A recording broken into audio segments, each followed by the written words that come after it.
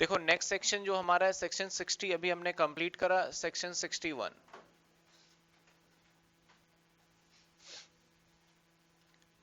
क्योंकि देखो इंडिया के अंदर गवर्नमेंट कितना भी कानून बना ले, उस कानून को तोड़ने के लिए बनाने वाला अगर एक है कानून, तो तोड़ने वाले हजारों लगे रहते हैं कि कैसे इस कानून को तोड़ा जाए लीगली, इलीगली नहीं, लीगली काम करें जो कि गवर्नमेंट उसमें हमें पनिश भी ना कर पाए और हम अपना काम भी करते रहें।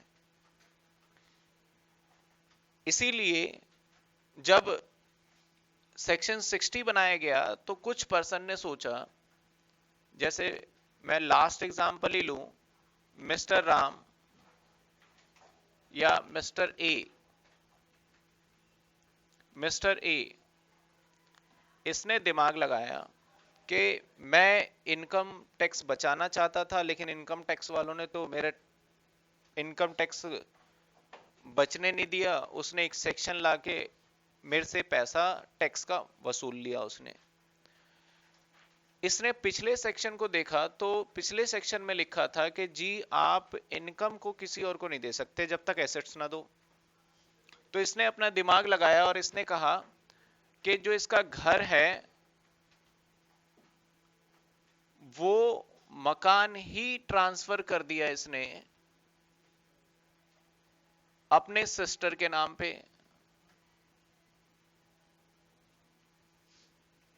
अपने सिस्टर के नाम पे, लेकिन इसने जो ट्रांसफर किया इसने कंडीशन लगा दिया कि 2020 जैन 1 जैन तक इस मकान का मालिक इसके सिस्टर है।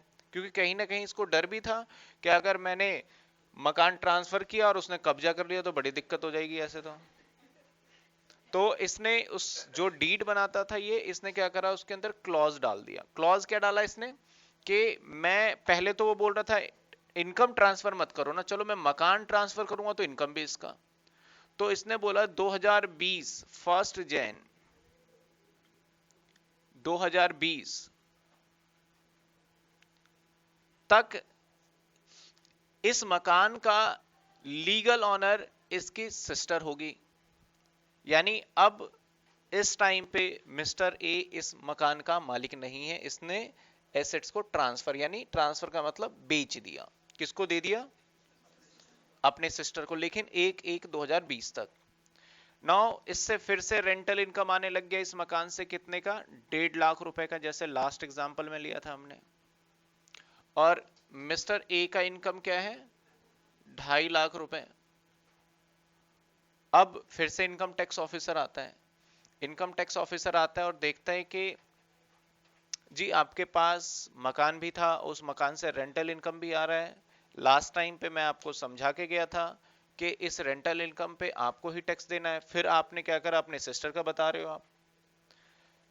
मिस्टर ए का जवाब गया उसके पास, सर मैंने एसेट्स भी उसी को दे दिया है, अब मेरे पास एसेट्स भी नहीं है, तो अब आप किस बिहाफ पे बोल सकते हो मेरा इनकम है?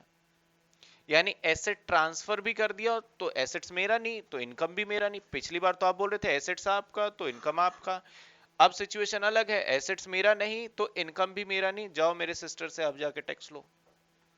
अब इनकम टैक्स ऑफिसर अगर इसके सिस्टर के पास जाता है तो बताओ क्या टैक्स ले पाएगा? नहीं ले पाएगा, क्योंकि 2.5 लाख से ऊपर टैक्स देना होगा और इससे भी नहीं ले पाएगा। फिर से इनकम टैक्स ने एक सेक्शन, और इसको जब ध्यान से देखा तो कहीं ना कहीं इसके अंदर देखा गया कि टैक्स को बचाया जा रहा है यहां पे। यहां पे उसने ऐसे कानून तोड़ा, आपको पता है कि कानून तोड़ा जा रहा है, यहां पे टैक्स बचाया जा रहा है, क्लियर पता चल रहा है आपको, लेकिन फिर भी आप कुछ नहीं कर पाओगे। इनकम टैक्स फिर से इसके अंदर एक सेक्शन लेके आया, सेक्शन 61, और इस सेक्शन में लिखा कि जब कभी भी कोई भी पर्सन, एनी पर्सन किसी एसेट्स को ट्रांसफर करेगा रिवोकेबल फॉर्म में, रिवोकेबल के मतलब आज नहीं तो कल मैं वापस ले लूंगा। आज मैं ट्रांसफर करूं, मैं ये बोल के लूं कि मैं 2 दिन बाद आपसे ले लूंगा या 10 साल बाद आपसे ले लूंगा। जब कभी भी ऐसा कोई ट्रांसफर करा जाता है एसेट्स को, रिवोकेबल ट्रांसफर वो अगर लगेगा हमें, तो वो इनकम जो होगा जिसके पास एसेट्स है उसका इनकम नहीं मानेंगे। इनकम किसका माना जाएगा? मिस्टर ए का। यानी ये टैक्स को यहां पे बचाना चाहता था, तो उसके लिए सेक्शन कौन सा लाया गया, सेक्शन 61 लाया गया। तो सेक्शन 61 के हिसाब से अब मिस्टर ए ये नहीं बोल सकता कि जी मेरे पास घर नहीं है तो मैं इस पे टैक्स नहीं दूंगा। गवर्नमेंट क्या कहता है, जी आपने जो एसेट्स को बेचा है या एसेट्स को ट्रांसफर किया है वो एक्चुअल ट्रांसफर नहीं है, ये सिर्फ टैक्स को बचाने के लिए किया जा रहा है, ये रिवोकेबल ट्रांसफर है। तो ऐसे सिचुएशन में इस इनकम पे आपको ही टैक्स देना पड़ेगा। रिवोकेबल ट्रांसफर अब कौन सा होता है, रिवोकेबल ट्रांसफर हमारा वो ट्रांसफर होता है जिसके अंदर आपको पक्का कंफर्म हो कि मेरा वापस मिल जाएगा, मुझे वापस मिल जाएगा, किसी को भी ट्रांसफर करे तो, यानी सर्टेनिटी वहां पे होना, क्लियर होना चाहिए। ऐसा ही कुछ हमने कंसेप्ट किया था हाउस प्रॉपर्टी में सेक्शन 27 में, डीम्ड ऑनर में, कि वो अपना घर फ्लैट किसी और को दे रहा था, कभी अपने बेटे को दे देता था। मान लो मिस्टर ए अपने बेटे को दे देता था, तो ऐसे सिचुएशन में विदाउट कंसिडरेशन होगा तो वो इनकम जो रेंटल इनकम है किसको, किसके हैंड में माना जाएगा, मिस्टर ए के ही। तो यहां पे मिस्टर ए को ही टैक्स देना पड़ेगा, किस पे, इस 1.5 लाख पे भी और इस 2.5 लाख के इनकम पे। कौन लाइबल होगा, क्यों, सिर्फ और सिर्फ सेक्शन 61 के वजह से। और सेक्शन 61 क्यों एप्लीकेबल हुआ, क्योंकि यहां पे आपको क्लियर पता है कि 2 साल बाद इसके पास आ जाएगा दोबारा प्रॉपर्टी। एक दूसरा एग्जांपल देखना, मिस्टर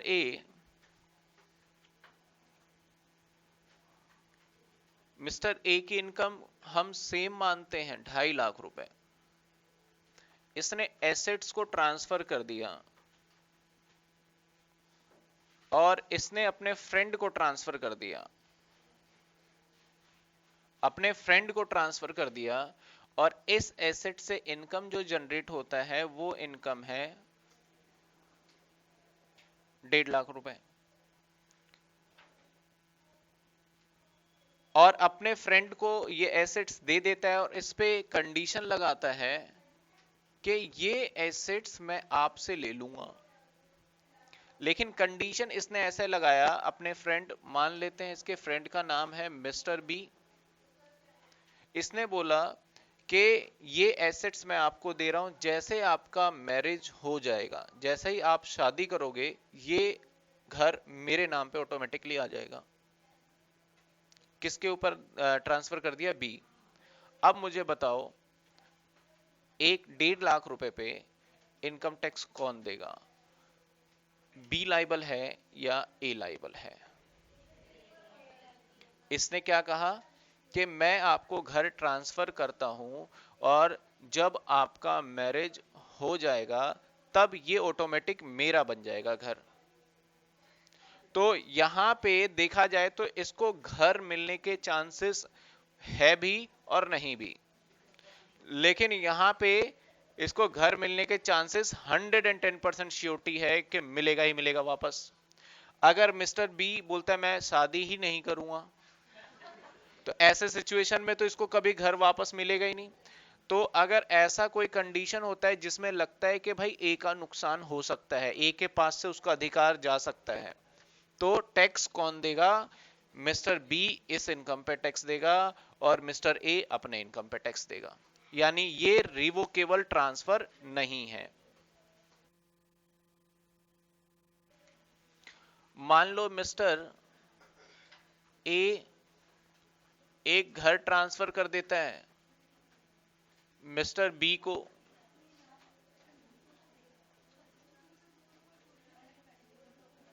और इसकी इनकम इससे सेम मानते हैं हम 2.5 लाख, और इस घर से इनकम 1.5 लाख। मिस्टर ए ने क्या करा, अपना घर ट्रांसफर कर दिया बी के पास। यहां पे कंडीशन क्या लगाया था इसने, मैरिज। अब यहां पे मिस्टर ए बी को देता है, बोलता है कि आपके डेथ के बाद, व्हेन यू आर डाइड, यानी बी को कहता है जब इसका डेथ हो जाएगा, जब ये, तो इसका घर ऑटोमेटिकली किसको ट्रांसफर हो जाएगा? ए को। अब मिस्टर बी, पता चला मिस्टर बी से पहले मिस्टर ए का ही डेथ हो गया, ये भी कंडीशन हो सकता है, यहां पे रिस्क है। तो यहां पूरा पूरा रिस्क है, आपका रिस्क है किसका? ए का, के घर इसको वापस नहीं मिलेगा, इसके अंदर टाइम कोई सर्टेन नहीं है कि कब। ऐसे सिचुएशन में जो इनकम जनरेट होगा वो कौन टैक्स देगा? ए अपने इनकम पे, और इस प्रॉपर्टी से जो इनकम होगा वो बी देगा। एक और एग्जांपल देखो, मिस्टर ए, मिस्टर बी, क्या मैं अब अगर पूछूं क्या ये रिवोकेबल ट्रांसफर था? ये नहीं था। ये मिस्टर ए, मिस्टर बी को एक घर ट्रांसफर कर देता है, और फिर से मिस्टर ए का इनकम जो है वो है 2.5 लाख इसका, और इस घर से इनकम होने वाला है हमारा 1.5 लाख। और मिस्टर ए ने क्या करा? घर ट्रांसफर कर दिया मिस्टर बी के नाम पे, और मिस्टर बी जिसने कि किसी का मर्डर किया हुआ है और इसको फांसी की सजा मिल चुकी है। तो ऐसे सिचुएशन में ए ने कहा कि बी को कि आपके डेथ के बाद ये घर मुझे वापस मिल जाएगा, और इसको जज ने आईपीसी 302 इसको, बाकी तो पता ही है और डेट जो है वो है मान लो 20 जैन 2019। पहले वाले केस में भी मैंने बोला था आपके डेथ के बाद मेरे पास आ जाएगा, दूसरे वाले केस में भी मैंने बोला आपके डेथ के बाद मेरा वापस आ जाएगा मेरे पास। अब मुझे बताओ कि मिस्टर ए 2.5 लाख रुपए कमाता है और मिस्टर बी अपने ये 1.5 लाख, अब इन दोनों पे कौन टैक्स देगा? दोनों पे कौन देगा? ए, क्योंकि ये ऐसा कंडीशन है जहां पे इसको इस डेट के बाद तो घर वापस मिलना कंफर्म है, तो ये हमारा रिवोकेबल ट्रांसफर में माना जाएगा। तो रिवोकेबल ट्रांसफर जनरली होता है वो एसेट्स जो हमें वापस मिल जाता है, तो उस पे इनकम टैक्स कौन देता है? जिसने ट्रांसफर किया है, ना कि जिसके पास गया है।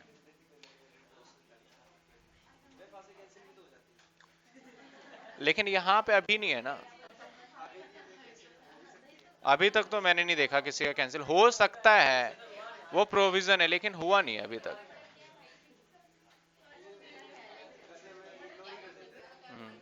हम सोच लेते हैं कि ये तो पक्का जाएगा।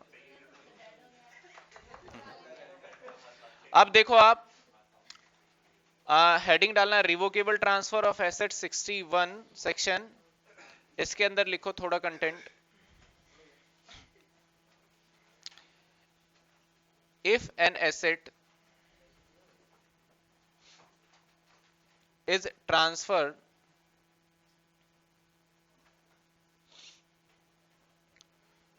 under a revocable transfer,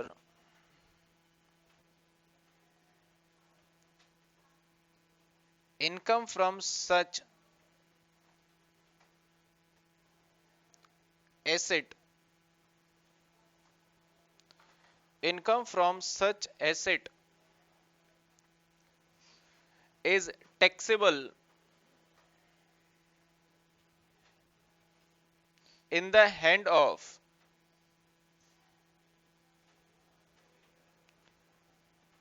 the transferor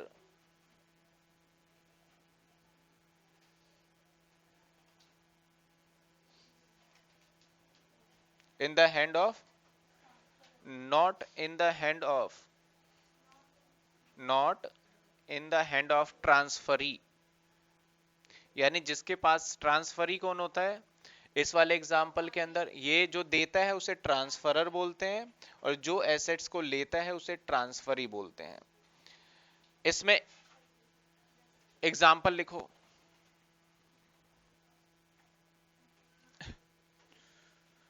mister A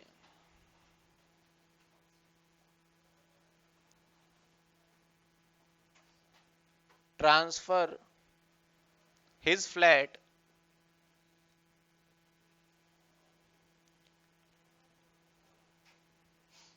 to his sister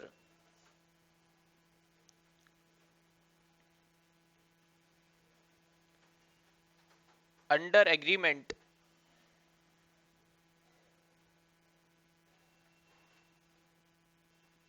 under agreement his sister till honor his sister till honor 1st Jan 2020 of the flat and rental income also received by his sister rental income also received by his sister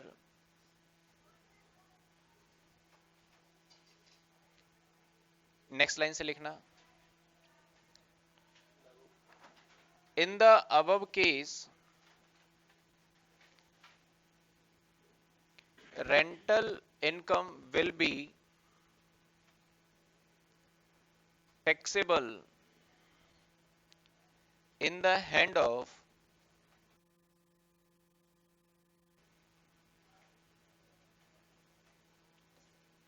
rental income will be taxable in the hand of not his because of flat transfer is